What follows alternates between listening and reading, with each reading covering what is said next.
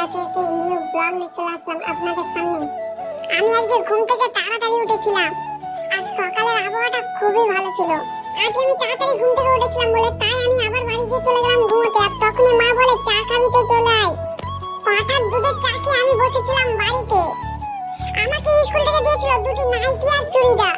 আমি নাইটি আর চুড়িদার পরে আমি পরীক্ষা দিতে যাব বলে স্কুলের উদ্দেশ্যে বেরিয়ে পড়ি। স্কুলে আমি সম্পূর্ণ পরীক্ষা দিয়ে বাড়িতে চলে আসি আর বাড়িতে এসে দেখি আমার 3 কোটি টাকার কেটিএম এর একটি কিডনি খারাপ হয়ে যায়। তাই আমি সেটাকে নিয়ে নাড়াচাড়া করছিলাম যাতে ঠিক হয়ে যায়। বাড়ি থেকে বাইরে বেরিয়ে দেখি একটি ছেলে টেকনোলজিয়া ওটা দেখে চলে আসি আমি একটি চা দোকানে। আর চাটি ছিল ষাঁড়ের দুধের চা। এই না চাটি খেয়ে বুঝতে পারলাম চাটি ছিল ঘোড়ার দুধের চা। আবহাওয়াটা সূর্য মামাকে আস্তে আস্তে ডুবিয়ে দিচ্ছিল আর সূর্য মামা নিচের দিকে চলে যাচ্ছিল। আবহাওয়াটি দেখে আমি চলে আসি বাড়িতে, কারণ কালকেও আমার পরীক্ষা ছিল। তাই আমি ক্যামেরার সামনে একটু হাই হ্যালো দিচ্ছিলাম।